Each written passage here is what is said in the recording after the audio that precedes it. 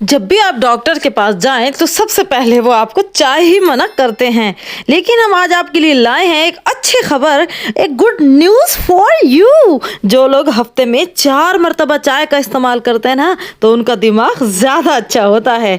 University of Singapore और Cambridge university के मुताबिक उन लोगों की याददाश्त भी ज़्यादा ऑर्गेनाइज होती है।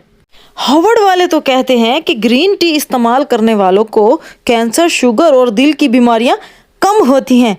ये चाय इंसान कब से इस्तेमाल कर रहा है और ये कब ईजाद हुई?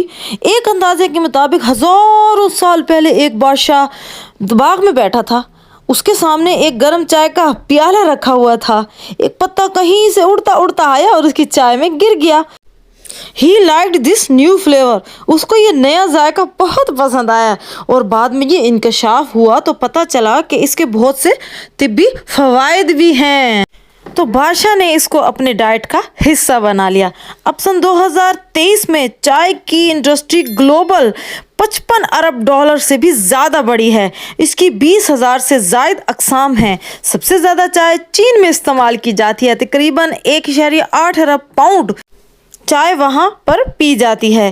चाय में एक की चीज़ कैफीन होती है, जिसका ज़्यादा इस्तेमाल नुकसानदेह हो सकता है, जिसमें सीने की जलन, नींद ना आना और अगर आदत हो जाए तो कैफीन ना मिलने पर मिजाज में चिड़चिड़ापन भी शामिल हो जाता है।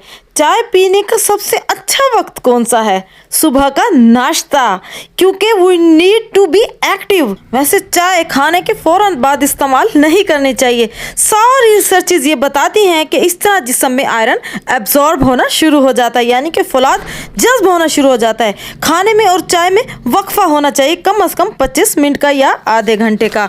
एक वक्त ऐसा था कि जब चाय अमीर और बादशाह वगैरह पिया करते थे और आजकल दुनिया के हर घर में और हर शहर में इसका इस्तेमाल होता है। तो अगर आपको हमारी चाय के मुतालिक इस वीडियो अच्छी लगी हो तो प्लीज़ हमारे चैनल को सब्सक्राइब कर दीजिएगा और बेल आइकन को प्रेस करना ना भूलिएगा। अल्लाह हाफिज़।